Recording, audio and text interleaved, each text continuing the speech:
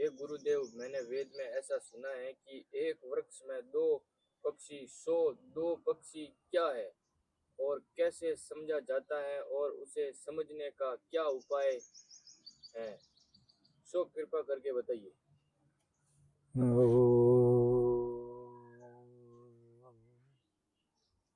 नारायण नारायण। यही बात मुख्य समझने की है, क्योंकि जो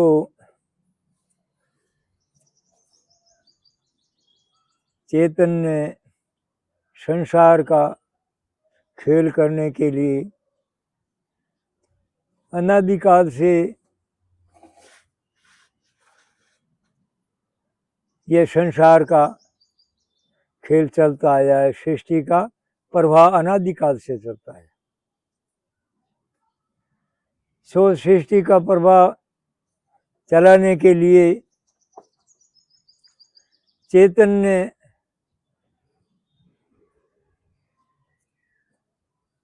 अपनी शक्ति से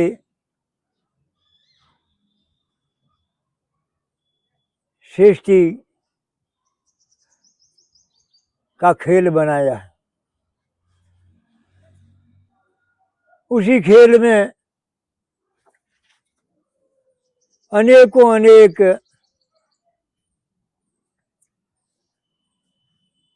खिलौने बनाए हैं, व्यवहार करने के अनेकों अनेक साधन बनाया है, जिसमें मुख्य साधन संसार के खेल करने का चेतन के पास है, उसको शरीर कहते हैं।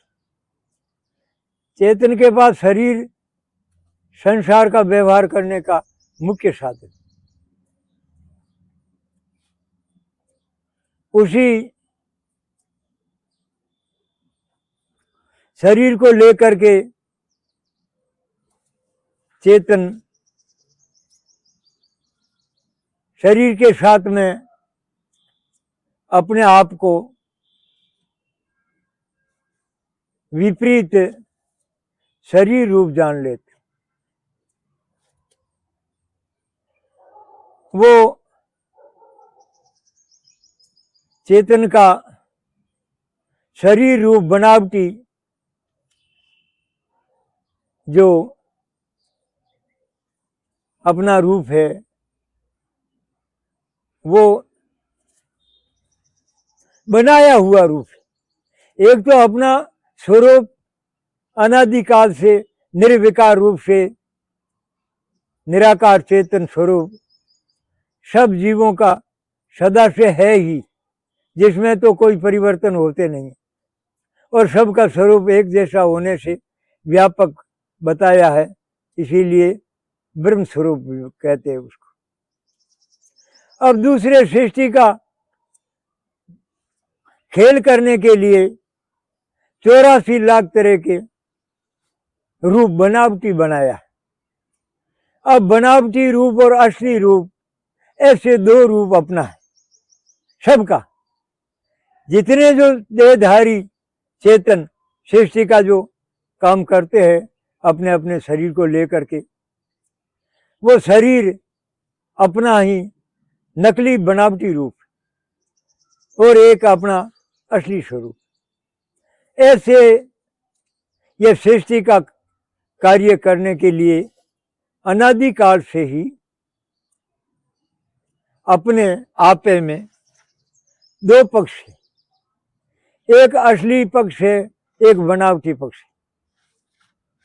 एक तो अपनी शक्ति से चेतन शरीर बनाया है, वो बनावटी पक्ष है, वो तो केवल खेल करने के लिए बनाया है, और एक अपना स्वरूप असली पक्ष है। ऐसे ये दो पक्ष है। इस दो पक्ष से एक बड़ा भारी नुकसान जीव उठाते, बड़ा भारी दुख भोगते हैं। इसका कारण क्या है? ये चेतन इस सृष्टि का खेल करते समय खेल में मगन होकर के अपने असली स्वरूप को भूल गए और जो अपन ही बनाए थे रूप वो ही अपना आपा मान बैठे। और जो बनावटी रूप है वो नाशवान है और उसके नाश के कारण अनेकों अनेक ये भूख से नाश होते हैं बनावटी रूप, प्यास से नाश होते हैं बनावटी रूप, सर्दी गर्मी से नाश होते हैं बनावटी रूप, अनेक तरह की बीमारियों से नाश होते हैं बनावटी रूप, अस्त्र शस्त्र आदि की चोट से नाश होते हैं बनावटी रूप। ऐसे बनावटी रूप को असली रूप मान लिया। यह बनावटी रूप ही बनने बिगड़ने वाला है और चेतन अपने आप को बनने बिगड़ने वाला मान लिया, क्योंकि अपना असली स्वरूप भूल गया। इसी भूल के कारण जीवों को बड़ा दुख भोगना पड़ता। कैसे भूल जाते हैं इसमें एक दृष्टांत कहते हैं कि एक लड़का रामलीला का खेल करने के लिए खिलाड़ियों के साथ में मिल गई और रामलीला का खेल करना सीख गया। जो रामलीला के खेल का स्टाफ था उसके साथ में रहते रहते उस लड़के के रामलीला के खेल वाले के साथ में अणबनती हो गई और वो अलग हो गया और उसने विचार किया कि मैं अलग ही मेरा खेल बना दूंगा। विचार किया कि मैं अपने खेल बनाने में पूरा प्रवीण हूं कि ना हूं। ऐसे करके आप ही अपनी परीक्षा लेने के लिए अब एक रूप बनाया। उसी लड़के ने एक स्त्री का रूप बनाया।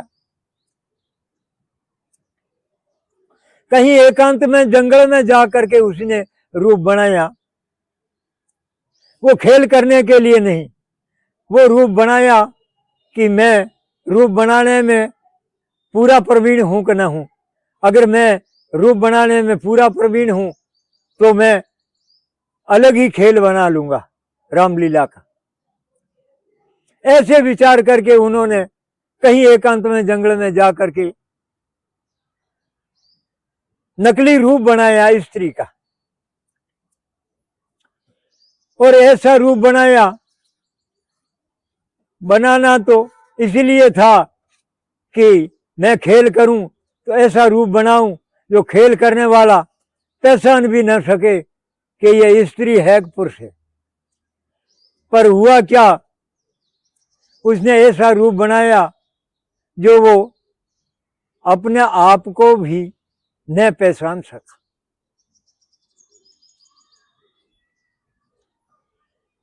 अपने आप को भी भूल गया और अपने आप को स्त्री मानने लगा। अब अपने आप को ही भूल गया तो घर परिवार की तो याद रही कैसे।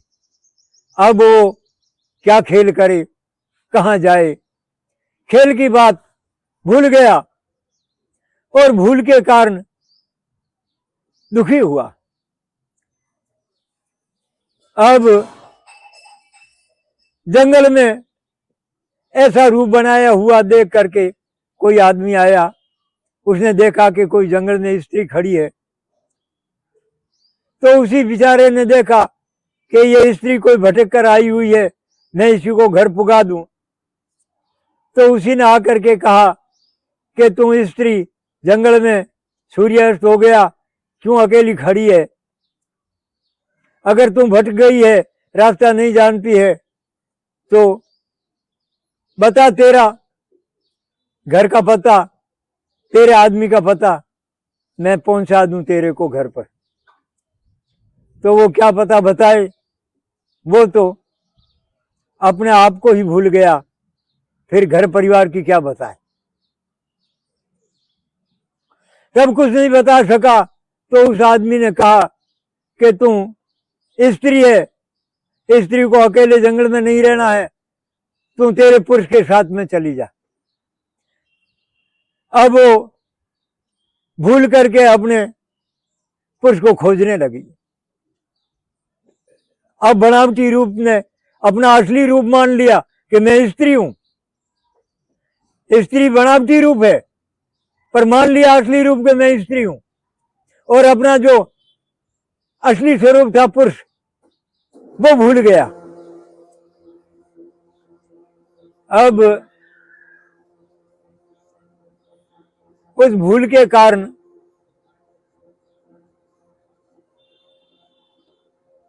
वो भटकने लगा और पूछने लगा कि मेरा आदमी कोई बताओ, मेरा आदमी कोई बताओ। अब आदमी कौन बताए? आदमी का कोई ड्रेस पता क्या बताए? यही दशा जीव मात्र की हो गई। जीव मात्र अपने ब्रह्म स्वरूप को भूल गए और अपन जो नकली बनाया है रूप, उसी को अपना असली स्वरूप मान लिया। यही दो पक्ष है, एक संसार का खेल करने के लिए नकली रूप बनावटी, और एक आपका असली स्वरूप। यही दो पक्ष है। अब इसी दो पक्ष में घटना यह हुई कि अपने बनावटी रूप बनाने में तो कोई दिक्कत की बात नहीं, कोई दुख की बात नहीं। संसार का खेल तो बनावटी रूप से ही होता है। जितना जो खेल है, रामलीला का खेल, कृष्ण लीला का खेल, अनेकों तरह के नाटक खेल जो बनाते हैं, वो सब के सब बनावटी रूप बनाकर ही तो खेल करते हैं। जो ये सृष्टि का खेल करने के लिए चैतन्य बनावटी रूप बनाया, बहुत अच्छी बात है, यह कोई बुरी बात नहीं है। यह दो पक्ष है, एक तो असली पक्ष था ही, और एक खेल करने के लिए नकली पक्ष बनाया, वो ठीक है, उसमें तो कोई दिक्कत की बात नहीं। पर कारण क्या हुआ कि वो जो असली स्वरूप पक्ष था वो भूल गए। अब वो भूल करके अपने नाशवान नकली पक्ष को अपना असली पक्ष माने और नाशवान का बार बार नाश होते रहे। अरे ये तो बनावटी भाई, ये तो नाश होने का, ये जो बनते हैं वो नष्ट होते हैं, और अपना स्वरूप है वो अविनाशी है, कभी बनते नष्ट होते नहीं है। और तो बनना नष्ट होते ही नहीं है, तो उसमें दिक्कत की बात ही क्या है? तो दिक्कत इसी कारण खड़ी हुई है। दुख इसी कारण जीवों को भोगना पड़ता है। दुख भोगने का एक ही कारण है कि वो अपने असली स्वरूप को भूल करके नकली स्वरूप को असली मान करके अब नाशवान के नाश का दुख भोगने लगा। यही दो पक्ष है, और जिसमें जो एक नकली पक्ष है उसको आभास पक्ष कहते। आभास का अर्थ क्या है? वो केवल भासता है रूप, केवल दिखता है रूप, है कुछ नहीं, वो बनावटी है। वो लड़का बनाया था रूप, उसमें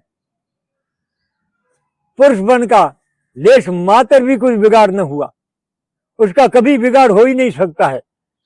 संसार के खेल करने के लिए चाहे 84 लाख तरह का रूप बनाते, कोई अच्छा बुरा नहीं है। कोई रूप बनाने से अपना कोई नुकसान नहीं, कोई लाभ नहीं। अपना स्वरूप में कोई ये हानि लाभ नहीं कर सकते। ये तो खेल करने के लिए ही नकली रूप बनाया है।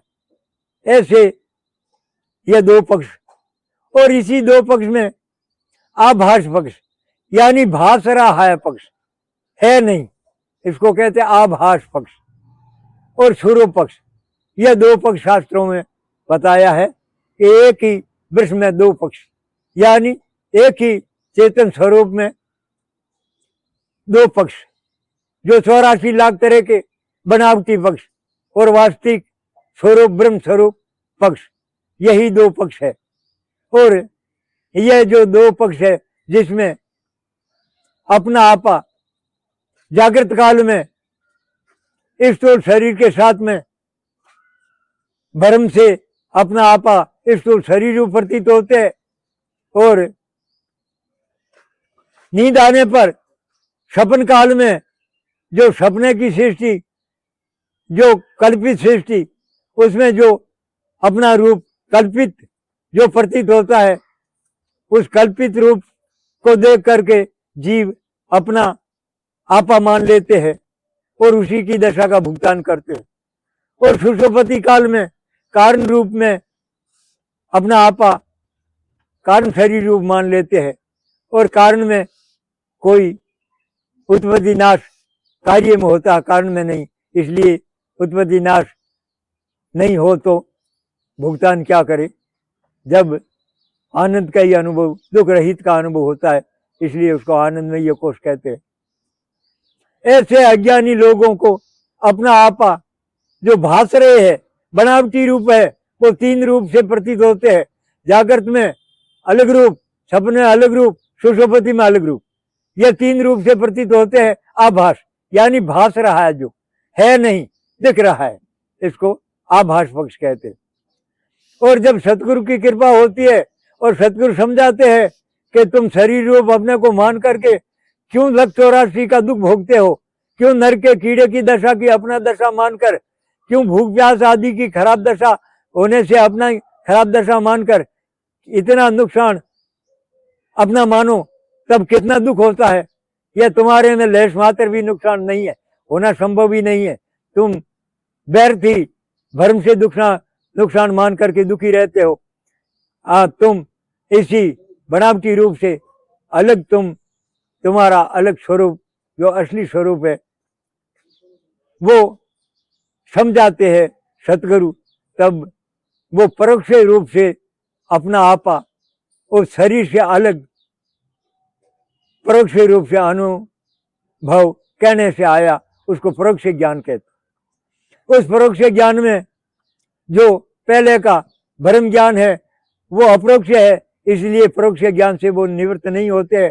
इसलिए जब परोक्ष ज्ञान है तब तक अपरोक्ष भ्रम की निवृत्ति नहीं है, और परोक्ष ज्ञान भी हो गया। यह दोनों ही अनुभव में रहते हैं। फिर यह चौथा रूप अपना आपा चौथे रूप से भासते हैं, यह आभास, चौथा आभास रूप। और फिर सतगुरु की बताई हुई युक्ति से अपनी तरफ ध्यान देते हैं तो अपना आपा देह से अलग अविनाशी स्वरूप का अनुभव हो जाते हैं। अनुभव तो पहले है ही, अनुभव की तरफ ध्यान देने से वो अनुभव ध्यान में आ जाते हैं। ध्यान में आते हैं तब ज्ञान होते हैं। ऐसा नियम है कि जो वस्तु व्यक्ति ध्यान में आते हैं तब उसका ज्ञान होते हैं। जब तक ध्यान में नहीं आते हैं तब तक भ्रम में पड़े रहते हैं, ज्ञान नहीं होते। इसलिए वो भ्रम की निवृत्ति हो जाती है जब अपना आपा अनुभव में आ जाती, तो वो आभास का यानी भास रहा है वो पांचवें रूप में। वो कौन? नकली रूप। और वो नकली रूप अज्ञानी को जागृत में और सपन में और सुषुप्ति में और, पर फिर वो असली रूप का अनुभव होते हैं, वो भी आभास मानते। वो भासना नकली नहीं है, वो नकली तो नहीं है, पर असली ही एक तो स्वरूप है और एक भासना, यह दो हो गया। तो फिर असली स्वरूप का ही भासना वो होता है चार रूप से। वो एक तो परोक्ष रूप से होता है, तीन अपरोक्ष रूप से होता है। जब अपना आपा अपने अनुभव में अपरोक्ष रूप से आ जाते हैं तब भ्रम की निवृत्ति हो जाती है। पर जो युग युगांतरों से, कल्प कल्पांतरों से, अनेक जन्मों से बना हुआ स्वभाव संसार के भोग का, वो जल्दी नष्ट नहीं होते हैं। इसलिए वो स्वभाव के कारण जगत से मोह उत्पन्न होकर के फिर उसको कभी कभी दुख हो जाते हैं तो वो अपने ज्ञान से उसको शोक को दूर कर देते हैं। तो उसको शोकनाश आभास का है। शोक उत्पन्न होकर के नाश होना, यह शोकनाश आभास का है। और फिर ज्यादा अभ्यास करने से जो अपना बिगड़ा हुआ स्वभाव का मूल खत्म हो जाते हैं, फिर वो दुख का मूल खत्म हो जाते हैं, फिर कभी चिंता होती नहीं, शोक होते ही नहीं, हर्ष अपारा, हमेशा हर्ष ही हर्ष रहते हैं, ऐसी दशा हमेशा रहते हैं। वो सातवां आभास का स्वरूप माना जाता है। वो सातवीं तरह से भास रही है, वो अपना आपा 7 तरह से भास रहे और है एक तरह से, कभी बदलाव नहीं आते, सदा ब्रह्म स्वरूप रहते। चाहे शरीर कैसा हो, चाहे शरीर सुर का देवता हो, चाहे शरीर नरक का कीड़ा हो, अपने स्वरूप में लेश मात्र भी परिवर्तन नहीं होते, सदा ब्रह्म स्वरूप रहते हैं। पर आभास यानी भासते हैं, वो 7 रूप से भासते, इसीलिए ये 7 अवस्था आभास की कही है। इस आभास पक्ष में अपना स्वरूप भासते हैं, वो 2 रूप से भासते हैं। तब देह रूप से भासते हैं, तब तो देह की दशा को अपनी दशा मान करके जीव अनेकों अनेक दुख भोगते हैं। भूख का दुख, प्यास का दुख, सर्दी गर्मी का दुख, बीमारियों का दुख, चोट लगने का दुख, जन्म का दुख, मृत्यु का दुख, और फिर 84 लाख तरह के भिन्न भिन्न प्रकार के शरीरों की भिन्न भिन्न प्रकार की दशा, उनका सारा दुख भुगतान करना पड़ता है। नरक आदि के शरीरों में भयंकर खराब दशा का भी भुगतान करना पड़ता है। ऐसे जीव को अनेक दुख भुगतान करना पड़ता है। वो केवल कारण यही है कि अपना स्वरूप देह रूप भासते है, देह रूप हुआ नहीं है, देह रूप भासते, देह रूप भासते है, तब यह 84 लाख जूनियों का भुगतान जीवों को करना पड़ता है। यही 84 लाख भुगतान का कारण है। अपना आपा देह रूप भासते, देह रूप हुआ नहीं है, हो नहीं सकता है, ब्रह्म रूप रहते सदा, देह रूप भासते, इसको आभास की अवस्था कहते हैं। और वो भाषना 2 तरह का होता है, एक देह रूप भाषना, एक ब्रह्म स्वरूप भाषना। तो देह रूप भाषना होता है तब तो देह की दशा को अपनी दशा मानकर दुखी रहते हैं, और अपना आपा जब ब्रह्म स्वरूप भासते हैं तब मुक्त रहते हैं। यह मुक्त रहना और भुगतान होना यह आभास पक्ष से होता है। आभास पक्ष 2 तरह से, देह रूप और ब्रह्म स्वरूप 2 तरह से भासते हैं। इस भासने के कारण इस आभास पक्ष में ही बंधन मोक्ष है। इसीलिए यह जो देह रूप भासते हैं, जिनसे जीव को कितना दुख भोगना पड़ता है, नरक आदि का, जन्म मृत्यु, भूख प्यास, रोग पीड़ा आदि का कितना भयंकर दुख भोगना पड़ता है। इसीलिए दुख भोगते भोगते जब जीव को मनुष्य तन मिल जाते हैं, यह एक साधन है। मनुष्य तन एक ऐसा साधन है जिससे अपने आप को ब्रह्म स्वरूप जान ले। बस अपने आप को ब्रह्म स्वरूप जाना तो सारे दुखों का मूल खत्म, दुख का मूल भी खत्म हो जाए।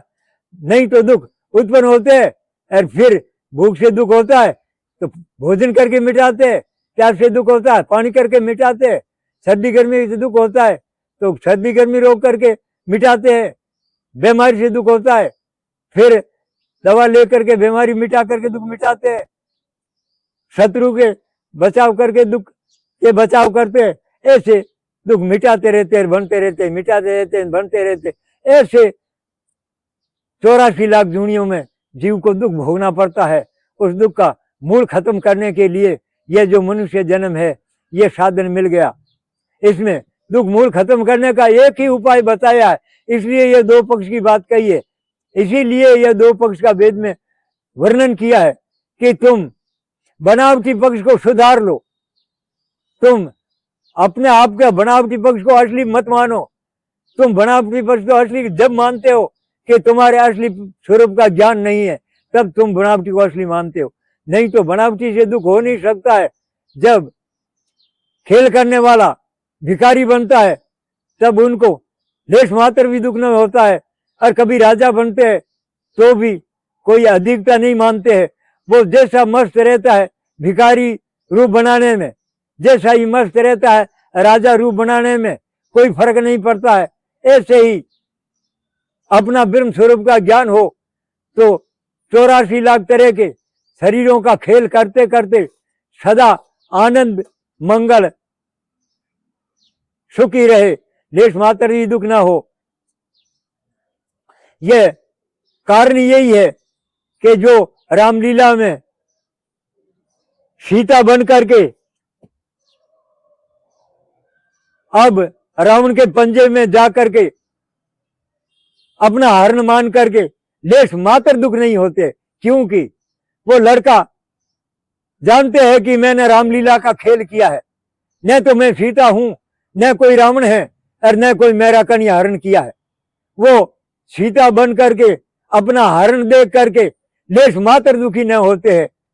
तो कारण यही है, क्यों नहीं होते हैं कि उसको अपने लड़कापन का ज्ञान है कि मैं लड़का हूं, मैंने तो एक खेल किया है। ये बस ये खेल में ऐसा खेल करते समय लेश मात्र दुख ना हो, यह उपाय है। इसीलिए जब यह जीव 84 लाख तरह के भिन्न भिन्न प्रकार के दुख भोगने का एक ही कारण है कि अपने आप को जो दूसरा पक्ष वास्तविक पक्ष भूल गया, जो वास्तविक पक्ष भूल करके नकली पक्ष को असली मान लिया। यह वेद में 2 पक्ष इसलिए कहा है कि तुम्हारा जो वास्तविक पक्ष है जो तुम भूल गया, और तुम्हारा बनावटी नकली पक्ष है नाशवान, इस नाशवान को तुम अपना असली पक्ष मान करके नाश का दुख भोग रहे हो। यह नाश के दुख भोगने का कारण यही है। इसीलिए वेद ने 2 पक्ष का वर्णन किया है कि तुम्हारा जो असली पक्ष है जिसमें तुम्हारे कोई नरक के कीड़े शरीर से लेश मात्र तुम्हारे नुकसान नहीं होगा।